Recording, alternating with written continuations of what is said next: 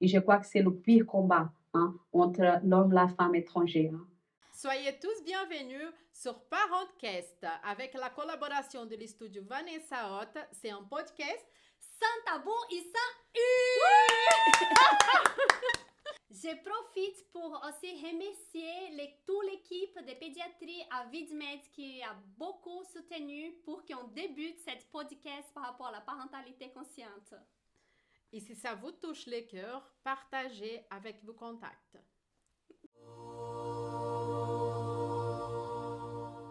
Aujourd'hui, nous sommes avec Katia Bezouché. Elle a 41 ans. C'est une Brésilienne qui habite en Suisse à 18 ans.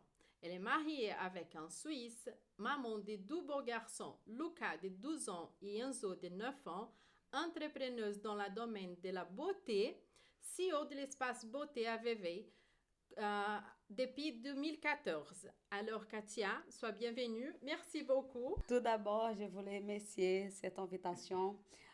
C'est vraiment incroyable la réception que ces deux filles elles ont avec nous. Le studio, c'est une merveille. Et puis, voilà, j'ai tout plaisir pour moi de participer de ces podcasts. Et tout d'abord, comme Chris vient de te présenter, elle a dit que toi, tu es brésilienne, ton copain est suisse, tes enfants ils sont nés ici en Suisse.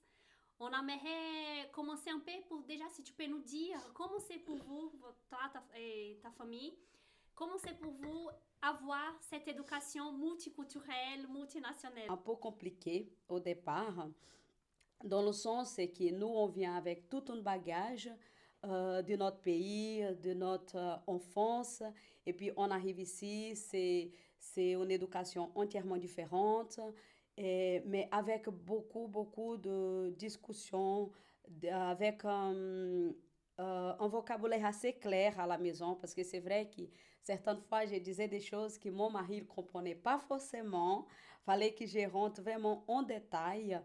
Et avec beaucoup d'efforts, je crois qu'on arrive à faire cette parentalité positive sans trop déborder ni d'un côté et ni de l'autre pour ramener aux enfants vraiment un certain équilibre, sans faire oublier le côté suisse et sans faire oublier aussi le côté brésilien. Et ça fonctionne très bien.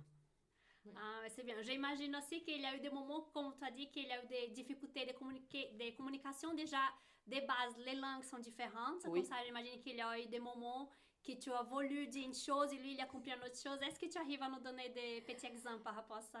Au départ, moi, j'ai toute une routine avec mes enfants depuis qu'ils sont petits. Et c'est vrai que je suis dans une famille suisse qui ne sont pas vraiment croyants. En détail tout petit. Alors, chaque fois, je voulais depuis tout petit faire la prière avec les enfants avant de dormir. Et puis ça, c'était toujours une histoire. Alors, parce que lui, la résistance par rapport aux religions, et je voulais laisser bien clair pour lui que c'était pas une religion que je voulais implanter au centre de la maison. C'est vraiment une croyance qui m'a aidé beaucoup pendant les années, juste à mon âge adulte, et j'ai grandi comme ça. Donc là, la communication, elle était un peu comme ça, parce que lui, il pensait que c'était une histoire de secte, et pour moi, c'était pas du tout une histoire de secte, en fait. C'est juste que les enfants, ils ont cette base.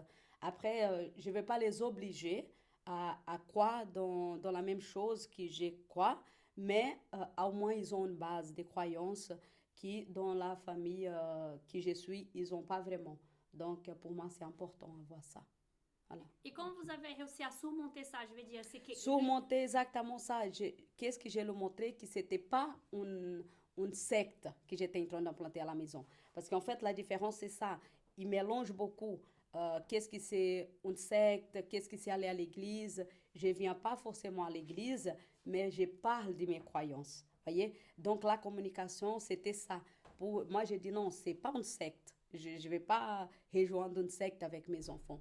Donc, le langage clair, c'était ça. C'est que pour lui, c'était une secte. Il fallait que je l'explique clairement. Chérie, c'est pas une secte. J'ai grandi comme ça. Je viens pas vraiment aux églises, mais j'ai des croyances qui m'ont aidé à surmonter beaucoup de choses.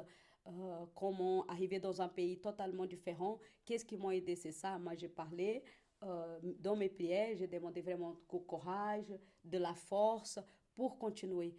Au lieu de pas avoir des réponses, pas forcément les gens, ils n'ont pas des réponses claires à donner à nous, mais je crois que nous, on se sent en nous-mêmes, on rentre en contact avec cette intelligence plus grande que nous, que je dis que c'est Dieu, mais certains y comprennent d'une autre façon. Je crois que les enfants, ils ont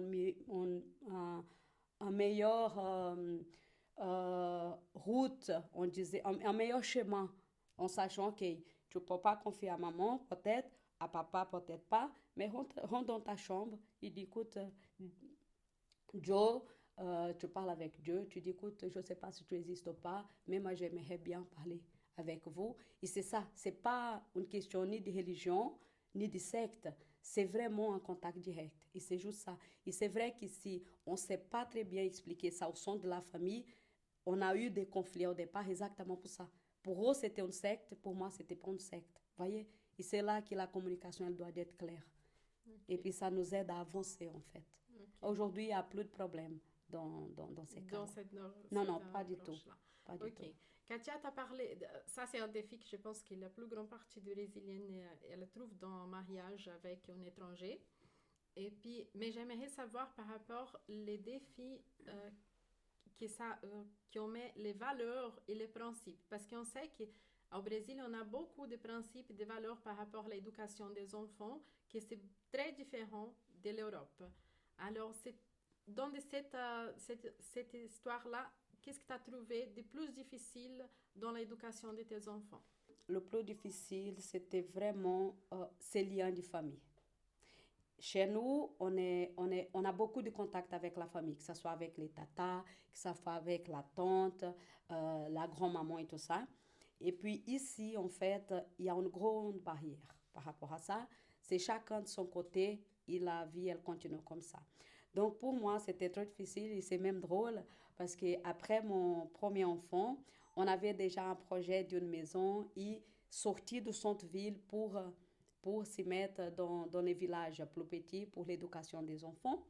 Et puis mon mari, il était trop content parce qu'il a dit, ça y est, comme ça, je vais bien distancer, mettre la distance de Katia, les sœurs, les cousines et tout le monde. Comme ça, on est tout seul avec les enfants.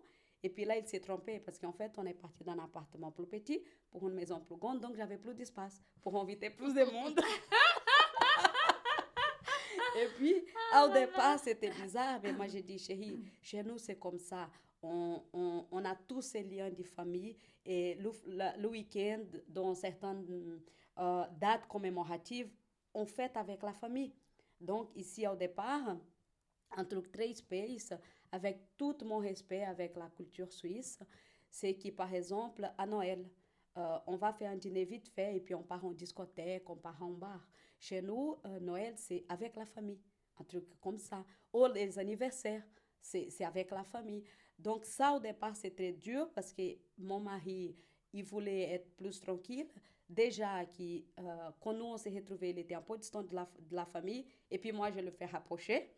Donc, il a dit, j'ai passé 25 ans pour prendre mon envol de ma famille et toi, tu me fais retourner dans la maison. Déjà là, on a la maison familiale, moi, mon mari, les enfants et ma belle-mère qui habite de côté. Donc, je fais vraiment un truc comme au Brésil, construit dans le même terrain et on vit très bien depuis 11 ans. C'est difficile au départ parce que les idées sont complètement différentes. Alors, qu'est-ce que j'ai appris? C'est, OK, je les écoute. Je sais que j'ai mon point de vue, mais moi, je les écoute et j'essaye de comprendre leur point de vue. Et puis, en fait, j'ai mis diminué un petit peu pour après m'y mettre au niveau. Parce que si je ne diminue pas ma façon de penser, je ne pouvais pas comprendre leur façon de voir la vie, ni leur façon de, OK, famille, chacun de son côté.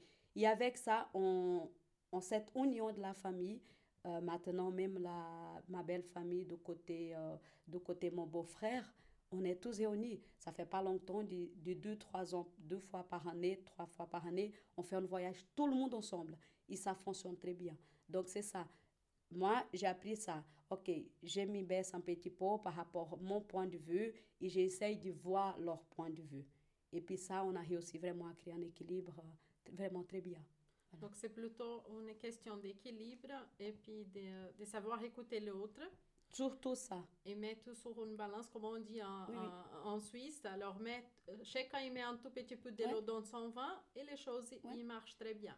Katia, ça me rappelle à raconter maintenant, tu dis que tu mets la famille ensemble. Ça, c'est très bien parce que tu l'amènes, cette chose qu'on a au Brésil, Ouais, d'avoir la famille, d'être tout près. Et qu'est-ce que c'est très bien parce que moi, je dis toujours, c'est notre racine. oui, C'est notre racine, c'est où on se nourrit. Et puis, si les racines ils sont loin, alors on va être toujours faible. Et puis, les choses, ils vont marcher, mais pas comme ils pourraient marcher si on est tout près de la famille. Même si c'est la vrai. famille, toutes les familles sont difficiles, la mienne elle est difficile, la tienne aussi. Mais si on essaye de chercher les mieux, alors on peut vraiment faire des choses énormes. Oui, Mais moi, ça me vient à la tête un épisode que toi, tu as partagé avec moi. Alors, et puis je trouve que c'est intéressant de partager avec les gens. C'est que tu as gardé à la maison ton bon-père. oui, Et que ça, oui. c'est très bizarre pour les gens ici. Ton bon-père, il était très, très, très malade et tu l'as gardé à la maison comme nous, on fait au Brésil jusqu'à son dernier jour, à lui donner toute l'attention et l'amour. Et puis, je pense que ça, c'est une chose qui a attiré beaucoup l'attention de la famille de ton mari. Tu peux nous raconter un tout petit peu cette histoire? Oui, bien sûr. En fait, mon beau-père et ma belle-mère, ils sont séparés. Lui, il habitait à Lausanne à l'époque, et puis ma belle-mère à la maison avec nous. Et il a tombé malade. Et puis ça, c'est de notre éducation, d'accord?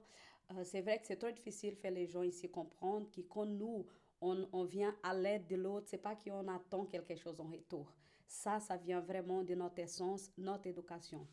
Donc, j'ai discuté entre la famille, j'ai dit, OK, c'est vrai qu'il est de son côté, même que nous, on faisait toujours des moments importants, comme les fins d'année ensemble et tout ça, mais j'ai dit maintenant, il a vraiment besoin de nous, de notre sens. Et puis, au départ, il y a eu une certaine résistance dans le sens, oui, mais aujourd'hui, ici en Suisse, on a des infirmières qui viennent à la maison. J'ai dit non, je ne parle pas de cette aide-là. Je parle d'une aide de la famille, être à côté de lui. Pour finir, ils ont accepté, et ça c'est très bien, parce que s'ils n'avaient pas accepté, je ne pouvais pas faire ça. Donc, j'ai pris mon beau-père à la maison.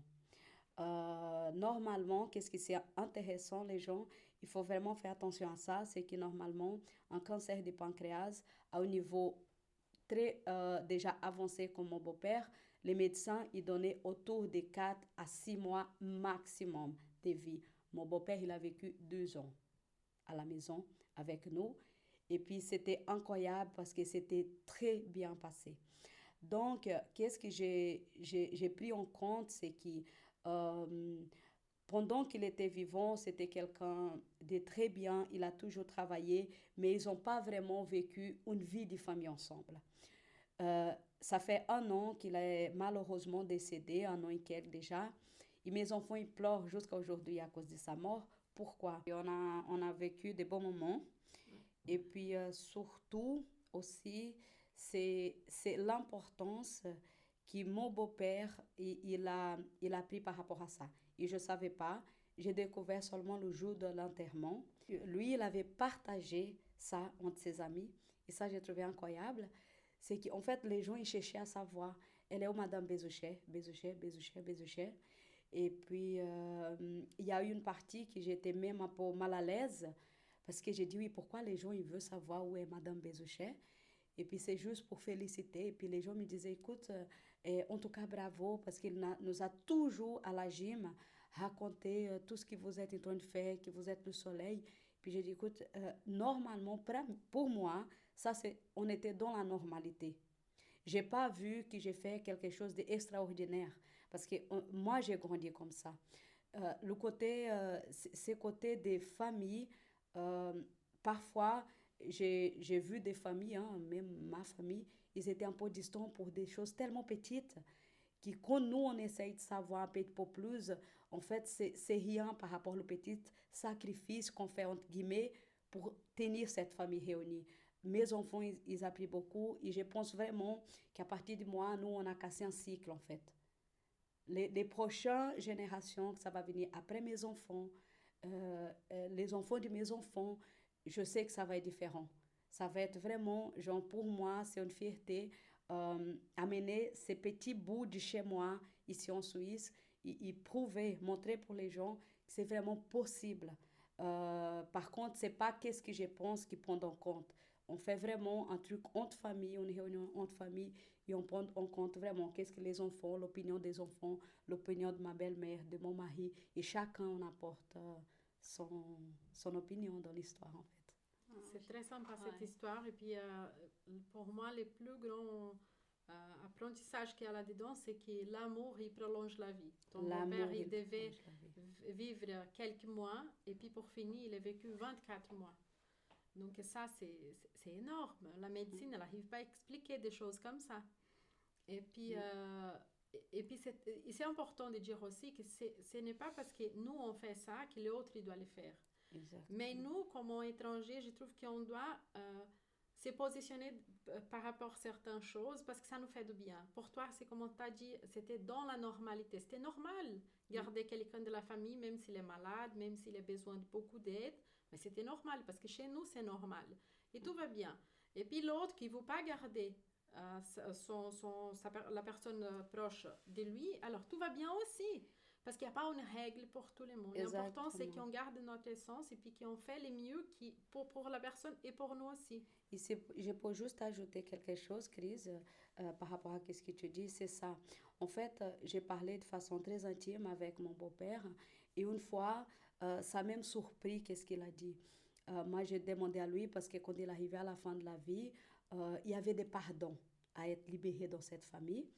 Il y en a eu, donc ça c'est bien, c'était réglé à la dernière minute de sa vie. Mais le truc, ça m'a choqué un petit peu, c'est que quand j'ai parlé avec lui, dans la maison des repos qu'il était, j'ai dit, beau-père, écoute, la mort, en fait, c'est qu'on rentre juste à la maison. Parce qu'en fait, j'ai pensé qu'il avait peur de la mort. Il m'a regardé dans les yeux, il a dit, Katia, en fait, j'ai pas peur de mourir. Qu'est-ce que j'ai peur, c'est d'être seule le jour de ma mort. Donc, j'ai l'assuré, j'ai dit, non, tu vas pas être seule. Donc, c'est qu'est-ce que tu viens de dire. Pas forcément, on a besoin de prendre quelqu'un chez nous. Parce que c'est vrai que pour certaines personnes, c'est difficile. Dans mon cas, c'était pas. Mais au moins, que la famille, elle soit là, présent à côté de ces gens quand ils sont malades. Et même avant la maladie, hein, même avant la maladie. La maladie, c'est juste pour montrer il y a un petit peu de temps encore. Parce qu'on n'a pas besoin d'attendre que Voyez, la maladie arrive il n'y a pour pas donner besoin l'attention. de la maladie pour ça. Mais juste pour dire, juste être avec. Parce qu'en fait, c'est pas une aide-soignante. Il ne va pas faire le rôle que la famille, elle fait. Voyez? Oui. Donc, c'est un peu ça, en fait. Et ça, c'est très important de dire que ça, c'est la santé mentale pour nos enfants. Et la santé émotionnelle aussi. Parce que les enfants qui grandissent dans un environnement où la famille, même s'il y a des disputes, Bien sûr. il y a des discussions, parce que toutes les familles, ils ont ça, et c'est normal, Oui. et c'est bien aussi pour l'enfant, ça. Mais alors, quand l'enfant y voit ces petits gestes d'amour entre les adultes, et puis qui en prend soin de l'autre, qu'est-ce qu'il comprend? Alors, même si on se bagarre, même si on se dispute, mais on s'aime, et puis on est là un pour l'autre. Et l'enfant qui vit dans un environnement comme ça, il a beaucoup plus de facilité de venir vers la famille quand il a un problème que l'enfant qui n'a jamais eu cet lien, qui n'a jamais vu cet lien dans sa famille.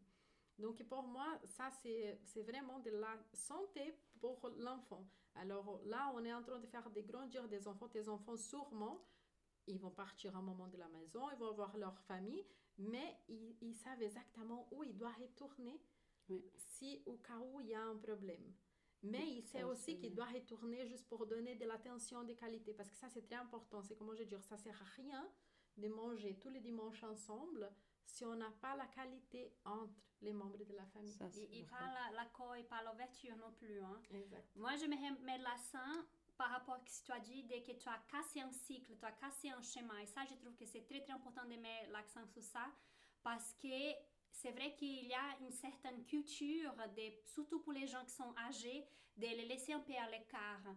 Moi, j'ai déjà vu certaines personnes qui étaient dans les EMS, par exemple, qui passaient plusieurs mois sans avoir une visite de la famille. Et moi, je trouve que nous, surtout qu'on vient de l'Amérique latine, qui nous sommes quand même un peu poules, comme on dit ici, donc nous sommes quand même très famille, on amène cette chaleur humaine pour dire non, mais on peut faire autrement. Et moi, je pense que nous, on apprend beaucoup avec eux, toute cette partie organisationnelle, toute cette partie des disciplines. Et j'aimais ça en tant que Brésilienne qui je vis en Suisse. J'apprends beaucoup. Je suis quand même un être humain qui a beaucoup amélioré dès que je vis ici. Et je trouve que c'est très riche quand on met conscience en quelles sont les bonnes valeurs, quelles sont la bonne partie de ma culture que je peux amener n'importe dans quel pays tu es en train de vivre. Et là, je trouve beau ce que tu as dit parce que c'est comme Chris vient de dire aussi. Là, tu as amené toute la bonté de ton cœur d'accueillir ton beau-père. Et là, c'est vrai que tu montres à tes enfants, même si tu ne fais pas ça consciemment, même que tu as fait juste parce que tu avais cette volonté de le faire, mais tu montres aussi que tu peux accueillir les gens âgés. Et ça, c'est bien de dire parce que tu as vraiment, quand tu dis que tu as cassé la chaîne, c'est pas une façon de dire, c'est pour de vrai en fait. Et je pense que si personne prend le courage de faire différemment, en fait, on va jamais changer la relation, la communication qu'on a en famille. C'est toujours quelqu'un assez courageux de faire les différents, mais ça, c'est des graines qu'on va planter pour toutes les générations qui vont venir parce que c'est vraiment un chemin d'ouverture, un chemin d'accueil. Et ça, c'est très beau, quoi. Moi, excuse, tu vas dire? Okay? Et j'aimerais juste profiter pour poser la question. Qu'est-ce que toi, tu as appris déjà avec les vécus avec ton beau-père et aussi avec tous tes 14 ans de mariage, toi en tant que Brésilienne avec un Suisse? Qu'est-ce que tu peux dire que c'était les plus grandes leçons pour toi? Ouais. Comme Chris vient de dire aussi, Amanda, dans les familles, il n'y a pas la perfection. Hein. Les gens, il ne faut pas chercher. Qui toutes, chez nous, on dit, c'est les familles de la publicité de beurre, la margarine. Ça n'existe pas. On a des hauts et des bas, mais on arrive quand même à surpasser ça.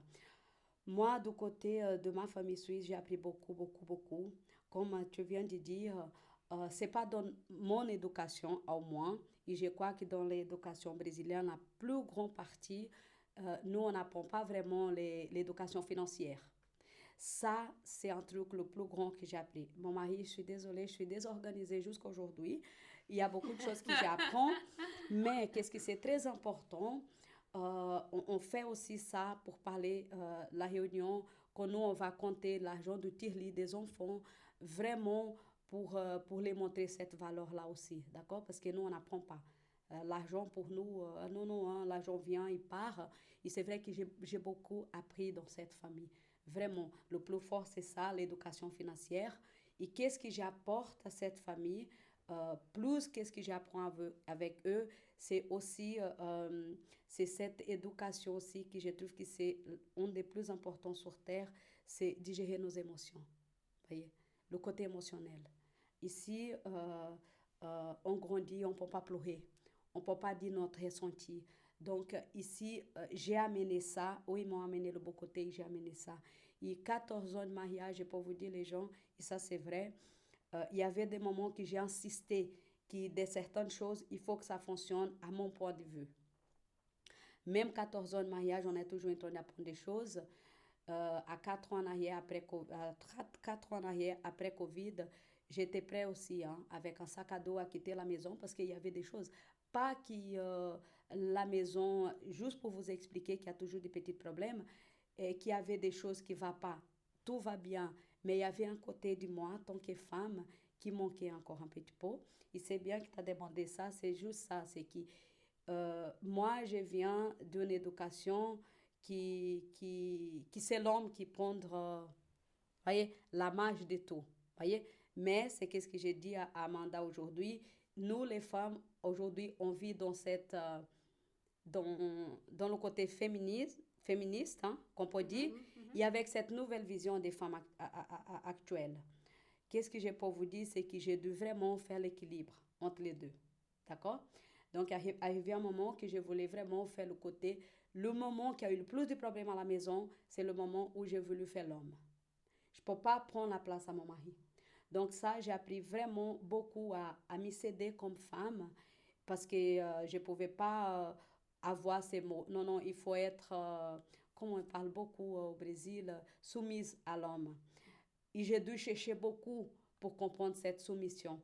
Ça veut dire que quand moi je commence à prendre la place de mon mari, je l'enlève tout. Voyez? Et puis, c'est ça que j'étais en train de parler. Pourquoi cette relation, elle a fonctionné? Moi, j'ai jamais eu une référence de l'homme à la maison parce que mon père, il est mort, j'avais 8 ans. Donc, on était la plus grande partie des femmes. Donc, la seule référence que j'ai, c'est des femmes fortes qui apportaient tout, que ça soit économique, que ça soit un conseil, tout à la maison de ma mère. Donc, ça veut dire que je n'ai pas cette référence. Donc, j'ai appris vraiment à me céder un petit peu pour mon mari, pour laisser lui prendre la place de l'homme et moi prendre la place des femmes. Et ça, c'est très important. Et je crois que c'est le pire combat entre l'homme et la femme étrangère. Quand on arrive ici en Europe, notre pire combat, c'est ça. C'est des femmes fortes qui arrivent, ils doivent apprendre à céder un petit peu pour donner la place à notre mari. Et ça, dès que j'ai compris ça, tout va très bien. Vraiment. Moi, je trouve que c'était très intéressant que tu amènes ça parce qu'en tant que femme étrangère, on doit beaucoup trouver nos forces, on doit beaucoup trouver comment se positionner. Et c'est vrai que dès qu'on commence une relation avec quelqu'un qui est dans notre culture, soit dans notre pays ou même au Brésil, de notre état, là, on garde cette force et on annule un peu l'homme. Et en fait, c'est ça, comme tu as dit, il faut trouver vraiment ce chemin d'équilibre de comment je peux être moi, de ne pas annuler mon essence en tant qu'être humain, d'abord d'être femme, mais autant respectant l'homme, mon compagnon, la personne avec qui j'ai choisi de partager. Je pense que c'est ça les grands challenges des femmes qui veulent tout faire et en fait, elles ne laissent pas une place pour leur homme être leur homme. Et surtout que les enfants ils vont ressentir ça parce que l'énergie de la maison, elle est lourde. Elle est pas, c'est pas quelque chose qui va. Par contre, nous, on a des accords entre nous. Nous, on ne discute jamais devant les enfants quand c'est des choses importantes. On donne la responsabilité, qu'est-ce que c'est aux enfants. Mon fils, il était trop déçu à 1 de 7 ans parce que quand il avait 10 ans, j'ai dit à lui, écoute Lucas, je ne suis pas responsable de ton avenir. Qu'est-ce que je voulais expliquer à lui, c'est que chaque fois que je le réveillais pour aller à l'école, il pleurait. Moi, j'ai dit, ok, alors demain, je ne te réveille pas, c'est ta responsabilité. Donc, quand nous, on laisse aussi chacun prendre son rôle, moi, en tant que femme, l'enfant en tant que l'enfant, le mari en tant que le mari, la chose, ça va tout seul. Et vraiment, quand les gens viennent chez toi, ou quand un ami, ou quand les gens dehors, ou les enfants, là, c'est très bien parce que mon fils, j'adore l'école, maman, mais j'adore rentrer à la maison. J'aime beaucoup mon travail, mais j'adore rentrer chez moi. Mon mari, la même chose, tu sais, la maison vient vraiment, c'est concon, où on se retrouve tous et tout va bien. Ça, c'est bien. Ouais, ça, je trouve bien aussi parce que moi, je vois beaucoup de mamans qui viennent en consultation qui disent « Ah, mais je peux plus, mon mari fait rien, il change même pas une couche. » Mais en fait, c'est déjà depuis le début, si on laisse dire « Non, tu sais pas faire, laisse-moi faire. » Depuis le début, on coupe leur action. Et en fait, ça, c'est trop dangereux pour la famille parce que là, on va cueillir ça pour le futur. Quand l'enfant sera plus grand, c'est un papa qui est absent depuis le début parce que la maman n'a jamais lui donné la place. C'est ça aussi. En fait, là, on parle des couples, mais c'est aussi laisser le papa être père, l'homme être père, de laisser sa place depuis le début. Depuis le début, moi, je te fais confiance. On sait que là, tu vas changer la couche en 5 secondes. Lui, il va prendre des mières, c'est pas grave. Mais lui, il doit apprendre. Parce que si on ne laisse jamais la place de lui faire et de faire ses essais, comme il va aussi prendre son rôle en tant que père, en tant que copain. Et Amanda, j'ai utilisé une stratégie trop forte, sans faire exprès. C'était vraiment, je crois que c'était une lumière que ça descendait dans ma tête pour ça.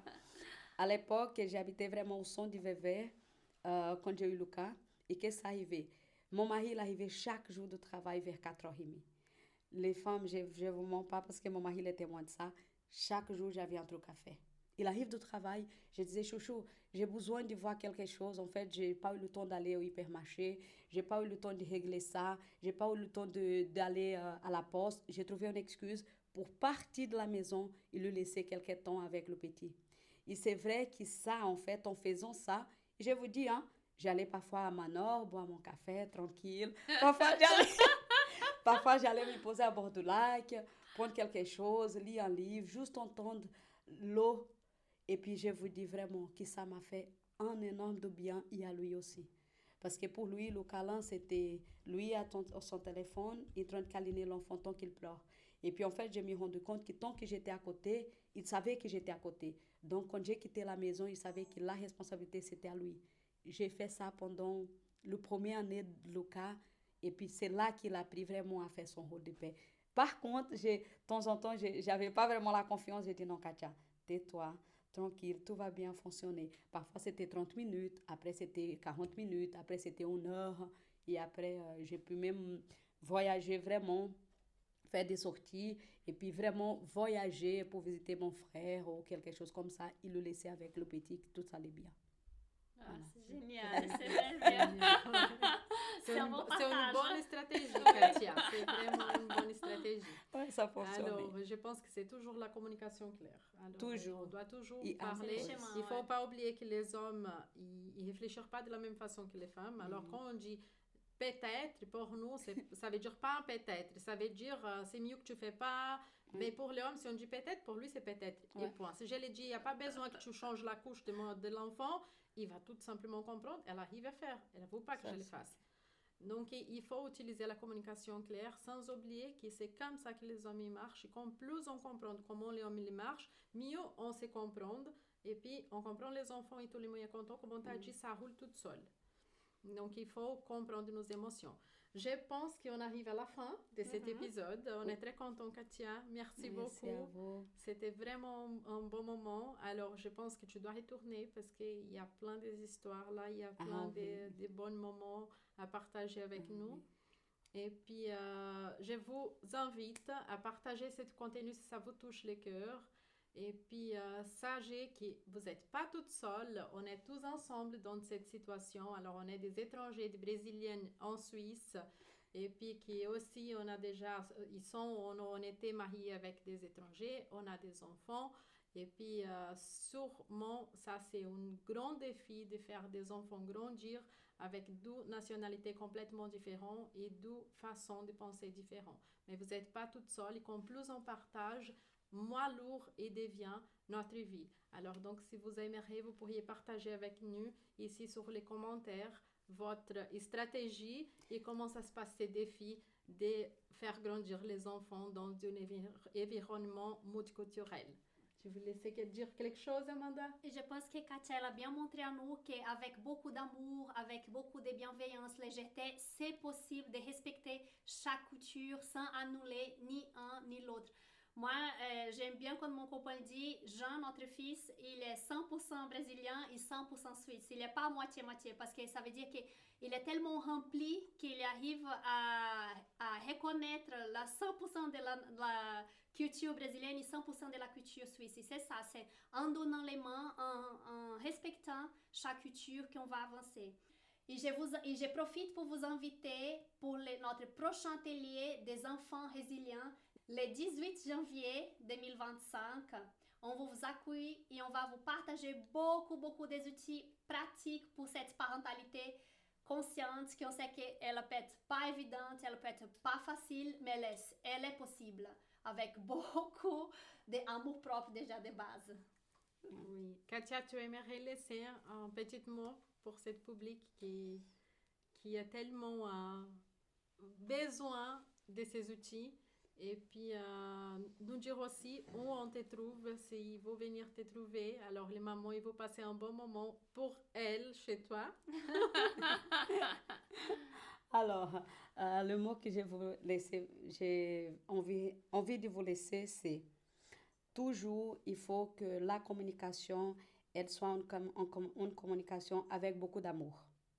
Vraiment, qu'on soit vraiment au niveau de l'autre personne qu'on est en train de parler, de notre couple, des enfants. Et dès qu'il y a l'amour, j'ai diminué l'ego, vraiment le côté égo, moi, pour laisser l'amour parler plus fort. Et ça fonctionne vraiment. Si vous aimeriez bien me retrouver, je suis à l'Espace Beauté, CB Espace Beauté, au son du VV, avenue de la Gare 21, d'accord? C'est avec beaucoup de plaisir que je vais vous recevoir, occupé de votre beauté externe et aussi une petite touche à l'interne. Oh, merci Katia! Merci Katia. Merci Et on à se vous. retrouve ici, alors tous les derniers vendredis du mois, les podcasts Parentes, qu'est-ce que c'est? Un podcast sans tabou e sans U! Eh oui! Até mais! À bientôt!